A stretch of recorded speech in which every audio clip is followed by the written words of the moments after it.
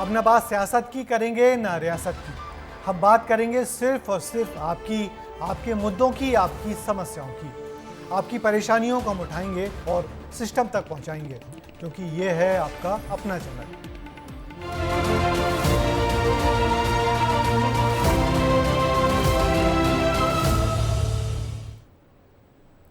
मध्य प्रदेश के बालाघाट में करीब आधा दर्जन गांव इन दिनों बुरी तरह मलेरिया की चपेट में हैं। मलेरिया ने ऐसे पैर पसारे हैं कि अब हर घर में कोई ना कोई मरीज है। मलेरिया से मौत के बाद तो स्वास्थ्य विभाग में हड़कंप सा मचा हुआ है, अमला सक्रिय तो हुआ है, लेकिन बड़ा सवाल यही है कि अगर पहले से ही इस मामले में सुध ले ली जाती तो शायद ये गांव इस बुरी तरह से मलेरिया की चपेट में नहीं आते। देखिए उन गाँव से हमारी ये खास रिपोर्ट।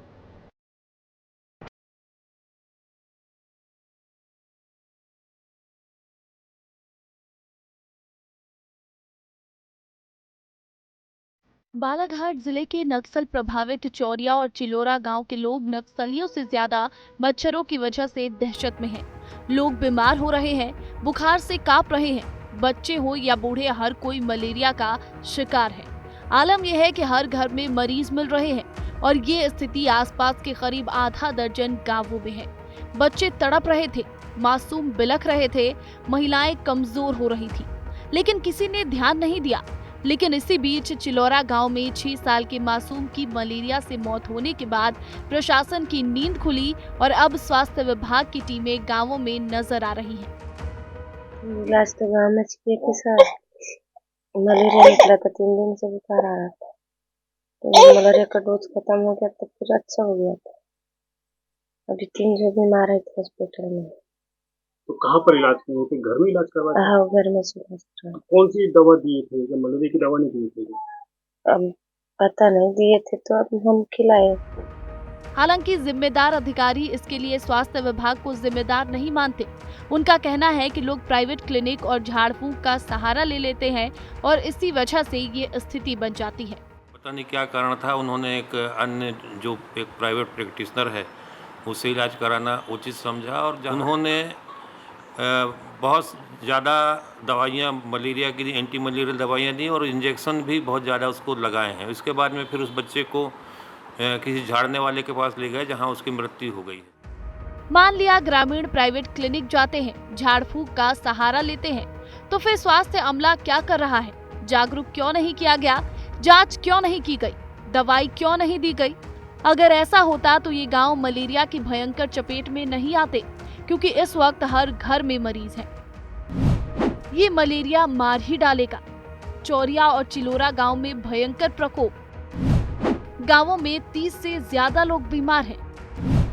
जांच में 18 मरीजों में मलेरिया पॉजिटिव आया है। चिलोरा में 6 और चौरिया में 12 मलेरिया के मरीज हैं। रोजाना मिल रहे हैं मलेरिया के मरीज। आशा कार्यकर्ता भी मलेरिया संक्रमित पाई गई। सर, घर घर जाकर हम लार्वा सर्वे भी कर रहे हैं, रैपिड फीवर सर्वे भी कर रहे हैं और आरडीटी किट से मलेरिया जांच भी कर रहे हैं। क्या हिदायत दी जा रही है उन्हें?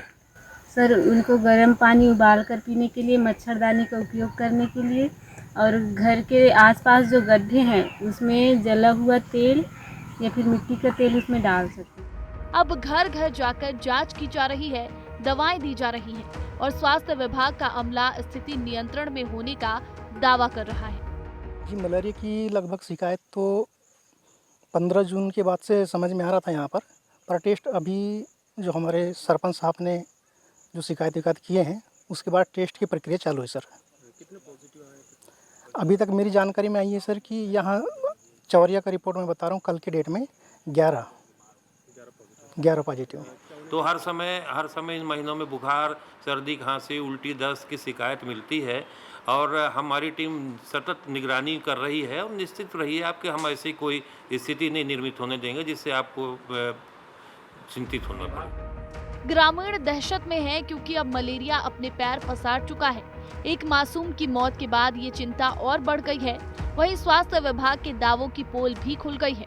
लोगों का कहना है कि ना तो कभी स्वास्थ्य विभाग की टीम यहाँ पहुंची और ना ही मच्छरदानी और दवाओं का वितरण कभी हुआ। अब हालात बिगड़े तो टीमें गांव आ रही हैं।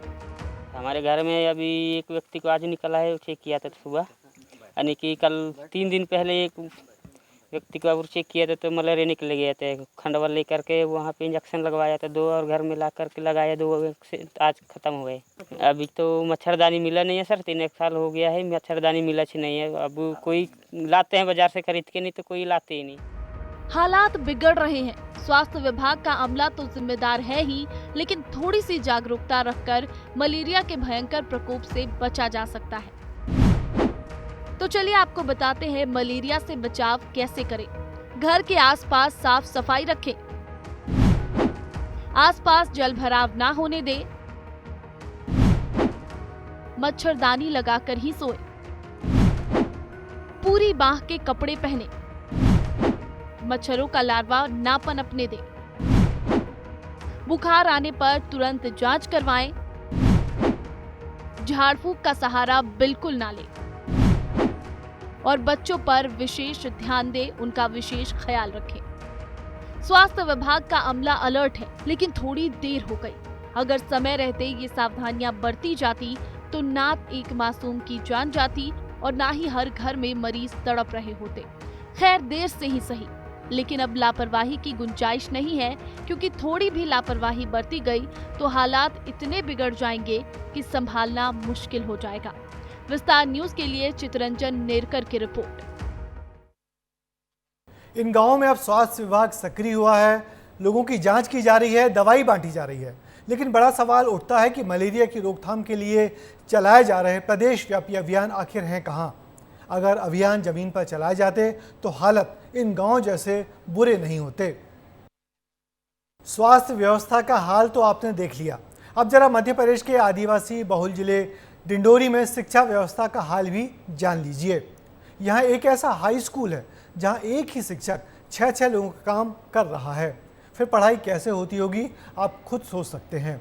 लेकिन अधिकारियों की उदासीनता ने एक शिक्षक को चपरासी तक बना दिया। देखिए शिक्षा व्यवस्था की पोल खोलती हमारी ये खबर। मैं चपरासी,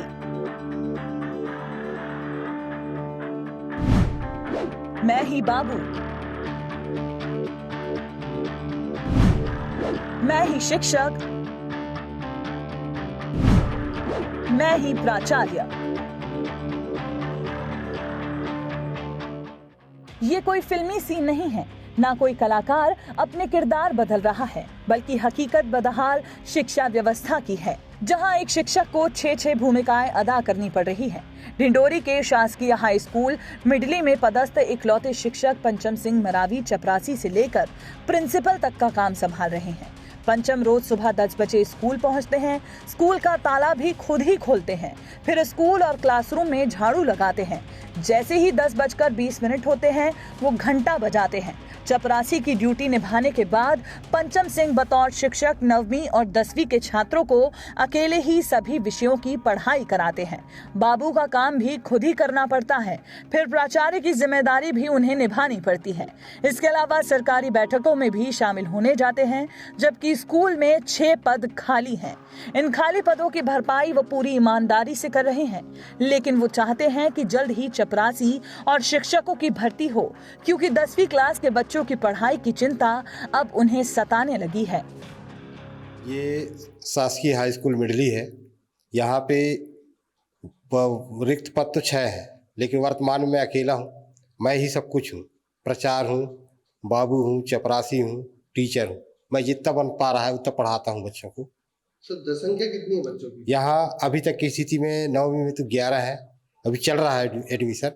खमेरा खपरी पानी वाले के बच्चे नहीं आए हैं अभी, और फिलहाल अभी 32 बच्चे हैं।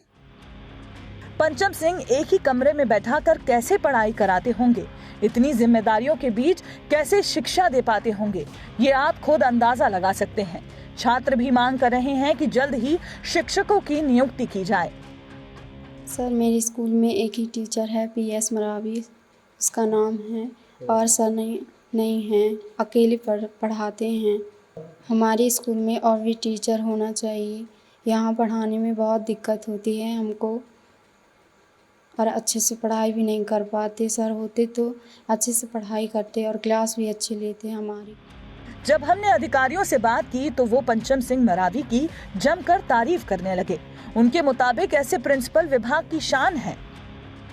हमारे विभाग में कुछ ऐसे प्राचार्य हैं जिनके कारण जनजाति समाज के छात्र छात्रा 26 नीट में सेलेक्ट हुए हैं, जैसे कि आप लोगों ने काफी छात्रों को प्रोत्साहित भी किया है। और प्राचार्य वो है, अभी से उनकी वृक्षारोपण, स्कूल की सफाई, बच्चों की पढ़ाई, अगर कोई विलम्ब हो जाए तो कुछ घंटी बजाते सफाई भी करते हैं। वो प्राचार्य विभाग की तरफ से बहुत बधाई के पात्र हैं। वाकई पंचम सिंह मरावी की जितनी तारीफ की जाए उतनी कम है। एक साथ इतनी जिम्मेदारियों को ईमानदारी से निभाना आम बात नहीं, लेकिन शर्म भी आती है सिस्टम पर, जिसने एक शिक्षक को चपरासी तक बना दिया। उस सिस्टम पर सवाल है जो बच्चों के भविष्य से खिलवाड़ कर रहा है। क्या एक शिक्षक 6 पदों की जिम्मेदारी संभाल सकता है? कभी नहीं।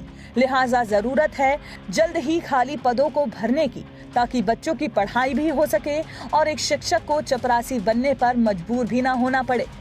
विस्तार न्यूज के लिए अनिल साहू की रिपोर्ट। और अब बात करेंगे छत्तीसगढ़ के मुंगेली की।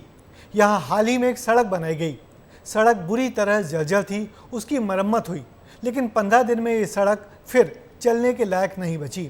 सड़क की मरम्मत में भ्रष्टाचार का ऐसा खेल खेला गया कि आप भी हैरान रह जाएंगे।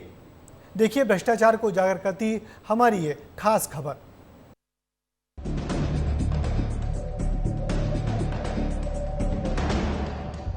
ये बरसों पुरानी सड़क नहीं बल्कि नई नवेली सड़क है। गांव वालों ने सोचा था अब सफर आसान होगा। चमचमाती सड़क पर वाहन फर्राटे भरेंगे, लेकिन 15 दिन में ही सपना चकनाचूर हो गया और हकीकत ये जर्जर सड़क है। ये जो सड़क है 1300 मीटर की सड़क बनाई गई है। इस सड़क में अधिकारियों की और जो ठेकेदारों की लापरवाही जो है वो साफ नज़र आती है। ग्रामीणों का कहना है कि जो ये सड़क है वह 15 दिन पहले बनी है, लेकिन बोर्ड में जो दर्शाते हैं, बोर्ड में यह मात्र चौथे महीने अप्रैल में बनी हुई नज़र आ रही है। लेकिन इस रोड की स्थिति जो है आप खुद से देख सकते हैं कि इस रोड में क्या कुछ स्थिति है। तस्वीर बयां कर रही है इस रोड की स्थिति। पंडरिया मुख्य मार्ग से गोपकपुर तक करीब 1300 मीटर की इस सड़क का निर्माण 15 दिन पहले ही हुआ है। महज 15 दिन और सड़क की ये हालत। अब तो कहने की जरूरत नहीं कि काम कैसा हुआ है। कहीं भी डामर नजर नहीं आता। पूरी डामर उखड़ चुकी है। गिट्टी सड़क के किनारे लग चुकी है। सड़क गड्ढों में तब्दील हो चुकी है और वाहन वैसे ही चल रहे हैं जैसे कि इसकी मरम्मत से पहले चलते थे। 38 लाख के करीबन राशि में असंधारण कार्य किया गया था और ये पूर्व में 2014-15 में रोड का निर्माण किया गया था। और इस रोड के निर्माण में लगाए हुए राशि का सरासर ये दुरुपयोग है। जैसे कि आप लोग देख रहे हैं तस्वीर में कि किस तरीके से ये तस्वीर में नजर आ रहे हैं। ये रोड सरासर पूरी तरीके से अधिकारियों और कर्मचारियों के भ्रष्टाचार में भेंट चढ़ गई है। सड़क की ये हालत सिर्फ भ्रष्टाचार की देन नहीं है, ठेकेदार की मनमानी और लापरवाही भी बड़ी वजह है। ग्रामीणों का कहना है कि बरसते पानी में सड़क बना दी गई और कुछ बोला तो ठेकेदार ने उनकी एक ना सुनी, उल्टा धमकाकर चला गया। कितने दिन हुए इस रोड को निर्माण हुए? इस रोड को मतलब 15 दिन हुए हैं निर्माण हुए और बारिश चलती चलती इसको मतलब बनाया गया रोड को। इंजीनियर भी आया था। इंजीनियर को मैं बोला कि रोड बारिश हो रहा है, बना रहे हो करके, और डामर भी कम डाला है। और डामर के लिए बोला तो बोलते हैं 20 mm डाला है, नाप लो टेप लेके, ऐसा वैसा करके, और धौस दिखा रहा था इंजीनियर। आना जाना करते कितनी तकलीफ होती है आपको? बहुत तकलीफ है यहाँ आने जाने में। कब का रोड बना हुआ है? अरे अभी का 15 रोज हुआ है, वो कितना दिन हुआ है। ओके, कितना जल्दी खराब भी हो गया? पूरा तुरंत खराब हुआ है। किस तरीके से निर्माण कर रहे थे इस रोड का? अरे पानी गिर रहा था, उसी चक्कर में ये लोग पूरा डामर और मिट्टी को एक लेबिल कर दिए लोग। उसके बाद ढाल दिया और क्या, रेंग दिया अपने गाड़ी धर कर। अब जरा समझ लेते हैं कि आखिर कितने रुपए का खेल हुआ है। प्रधानमंत्री सड़क योजना के तहत काम हुआ। मुंगेली पंडरिया मुख्य मार्ग से गोपातपुर तक काम हुआ है। करीब 1300 मीटर लंबी सड़क की मरम्मत कराई गई। 37,42,000 की लागत से ये पूरा काम हुआ। मेकडम मेकर से ये काम करवाया जा रहा है। घटिया क्वालिटी की सामग्री का इसमें इस्तेमाल हुआ। नियम कायदों की धज्जियां उड़ाई जा रही हैं, लेकिन अधिकारी हैं कि मानने को तैयार ही नहीं। उनके जवाब ठेकेदार को बचाने वाले ज्यादा नजर आते हैं। कार्य अभी प्रगतिरत है, कार्य पूरा नहीं हुआ है और न ही किसी प्रकार से उसमें भुगतान किया गया है। यदि कार्य में गुणवत्ता में कमी होगी तो उसका परीक्षण कराया जाएगा, तत्पश्चात फिर कार्रवाई किया जाएगा। हो सकता है सड़कों में भारी वाहनों का आवागमन हुआ होगा। क्या है, सामान्यतः सिंगल लेन रहने से ग्रामीण सड़कों में परेशानी आता है कि काम चलते रहता है, उसमें वाहनों का आना जाना लगा रहता है। गुणवत्ता खराब होगी तो कार्रवाई की जाएगी, ये जवाब है अधिकारियों का और हकीकत विस्तार न्यूज़ दिखा रहा है। उम्मीद है सरकार को लाखों का चूना लगाने वाले इस ठेकेदार के खिलाफ कार्रवाई जरूर होगी, क्योंकि ये जनता और सरकार दोनों से जुड़ा मामला है। सरकार लाखों रुपए खर्च करती है ताकि जनता को सहूलियत हो सके, लेकिन नतीजा आपके सामने है। लाखों खर्च तो हो गए, लेकिन जनता आज भी जर्जर सड़क से गुजरने को मजबूर है।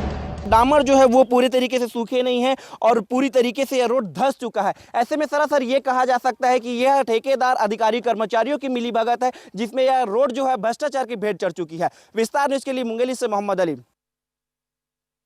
और अब बात करेंगे मध्य प्रदेश के ग्वालियर की। इस शहर से देश के पूर्व प्रधानमंत्री दिवंगत अटल बिहारी वाजपेयी का गहरा नाता रहा है।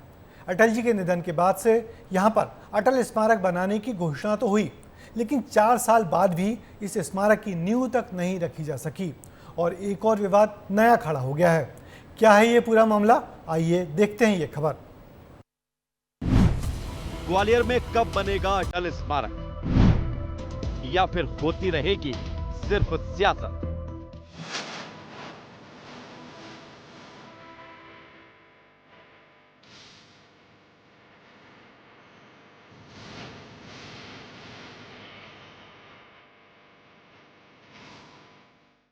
ग्वालियर की सिरोल पहाड़ी पर अटल जी का विश्व स्तरीय स्मारक बनना है। 4 साल पहले तत्कालीन सीएम शिवराज सिंह चौहान ने घोषणा की, लेकिन अब तक स्मारक की नींव तक नहीं रख पाई। जिस पहाड़ी पर यह स्मारक बनना है, अब उसे लेकर एक नया विवाद शुरू हो गया है। विवाद क्या है, इसके पहले ये देख लेते हैं कि ये स्मारक कैसा होगा। सिरोल पहाड़ी पर 10 एकड़ जमीन पर है प्रस्तावित। अटल जी की प्रतिमा स्थापित की जाएगी। अटल स्मारक में भव्य पार्क भी होगा। फुलवारी और चुनिंदा किस्म के पौधे भी लगाए जाएंगे। स्मारक में अटल जी के जीवन से जुड़ा हुआ साहित्य भी होगा। उनसे जुड़ी किताबें, दैनिक समाचार पत्र सहेजे जाएंगे। अटल जी की तस्वीरों को भी सजाया जाएगा। जिस पहाड़ी पर यह स्मारक बनना है, वहां हजारों की संख्या में अलग अलग प्रजाति के पेड़ लगे हैं। सिरोल पहाड़ी ऑक्सीजन जोन के रूप में जानी जाती है। पूरी तरह हरियाली से घिरी हुई है। इस पहाड़ी पर अलग अलग प्रजाति के जीव जंतु भी पाए जाते हैं। रोज सुबह शाम यहाँ हजारों की संख्या में शहर के लोग घूमने आते हैं। जैसे ही स्मारक के लिए सैकड़ों पेड़ काटे जाने की सूचना मिली, तो उसके बाद लोगों का विरोध शुरू हो गया। जहां पर अटल स्मारक बनना है, वहां पर 500 से अधिक पेड़ काटे जाएंगे और इसको लेकर विरोध शुरू हो गया है। हमारे साथ कुछ प्रबुद्धजन मौजूद हैं, उनसे ही चर्चा कर लेते हैं कि उनकी क्या राय है और क्या वो सोचते हैं इसके बारे में। देखिए, मेरा कहना ये है कि अटल स्मारक से हमको कोई दिक्कत नहीं है। अटल जी से भी हमको बहुत प्रेम है और हम पुराने टाइम से उनसे बहुत स्नेह करते हैं, मगर पेड़ों की बलि दे के अटल स्मारक बनाना शायद अटल जी भी नहीं चाहेंगे। आप यहाँ पर घूमने के लिए आते हैं, मतलब 500 से अधिक पेड़, पूरी हरियाली है, क्या लगता है कि कितना बड़ा संकट खड़ा हो जाएगा? एक्चुअली सर, एक बहुत सालों से मैं यहाँ आ रहा हूँ, करीब 20 साल से मैं यहाँ आ रहा हूँ। 93 में आ गया था न्यू दर्पण कॉलोनी में। तो ये प्राकृतिक रूप से भरपूर है, न केवल पेड़ पौधे, आदमी तो स्वास्थ्य हम ले ही रहे हैं। सैकड़ों मोर हैं, खरगोश हैं, तीतर हैं, तमाम तरह के पशु पक्षी भी यहाँ अपना आश्रय स्थल बनाए हुए हैं। आप स्मारक बनाइए, उसमें कोई आपत्ति नहीं, बट जो प्राकृतिक रूप से पेड़ हमारे लगे हुए हैं, इनको किसी भी कीमत पर नहीं काटा जाना चाहिए। वहीं इसको लेकर सियासत भी होने लगी है। कांग्रेस कहती है कि पेड़ों को काटकर स्मारक बनाना अटल जी के व्यक्तित्व के खिलाफ होगा। वहीं बीजेपी का कहना है कि पेड़ भी बचेंगे और स्मारक भी बनेगा। आज ये मुझे लगता है अटल जी के व्यक्तित्व के भी खिलाफ है। वो जिस प्रकार के व्यक्तित्व के धनी थे और मुझे लगता है कि जिस प्रकार की स्वीकार्यता उनकी थी समाज में, ऐसे में यदि हम वृक्ष काट के उनकी अगर वहाँ पर अगर स्मृति स्थल बनाएंगे तो मुझे लगता है कि उनकी भी आत्मा को कष्ट होगा। एक वृक्ष माँ के नाम ये अभियान पूरे देश में चल रहा है मोदी जी के आह्वान पर, और मध्य प्रदेश में 5 करोड़ पेड़ लगाने का संकल्प मोहन यादव जी की सरकार ने लिया है। तो अटल जी के स्मारक में पेड़ भी बचें और स्मारक भी बने, निश्चित तौर पर इस प्रकार की कोई युक्ति उसमें निकाली जाएगी और दोनों ही काम व्यवस्थित होंगे। उधर प्रशासन का कहना है कि जल्द ही काम शुरू होने वाला है। 100 पेड़ काटे जाएंगे, लेकिन इसके बदले 600 पेड़ लगाए जाएंगे। कोशिश है कि कम से कम पेड़ काटे जाएं। ये शासन का प्रोजेक्ट है, अटल स्मारक बनना है और वो उसका प्रोजेक्ट सैंक्शन होकर टेंडर होकर कार्य भी चालू हो गया है। ये जरूर है कि वहाँ पे लगभग 100 पेड़ काटे जाएंगे, और जब 100 पेड़ काटने का था तो पिछली बैठक में निर्देश दिए थे तभी काटे जाएंगे जब उसके बदले 600 पेड़ लगा दिए जाएंगे। तो इसमें जिस टेंडर जिसको आदमी को मिला है और जो एग्जीक्यूटिव एजेंसी एमपी टूरिज्म ने पहले व्यवस्था की है कि पहले उसके एवरेज में 6 गुना ज़्यादा पेड़ लगाएंगे, उसके बाद ही होगा। अब देखना होगा कि प्रशासन इस नए विवाद से कैसे निपटता है, क्योंकि घोषणा के बाद भी 4 साल का वक्त बीत चुका है, लेकिन अभी तक स्मारक की नींव भी नहीं रखी गई है, जो प्रशासन की कार्यप्रणाली पर सवालिया निशान लगा रही है। ब्यूरो रिपोर्ट, विस्तार न्यूज। हमने आपको आपसे जुड़ी हुई खबरें दिखाई, आपके मुद्दों को सिस्टम के कानों तक पहुंचाने की कोशिश की। हमारा मकसद भी आपकी परेशानियों को जिम्मेदारों तक पहुंचाना है। आगे भी ये सिलसिला लगातार जारी रहेगा। फिलहाल मुझे दीजिए इजाज़त, फिर होगी मुलाकात। तब तक के लिए नमस्कार।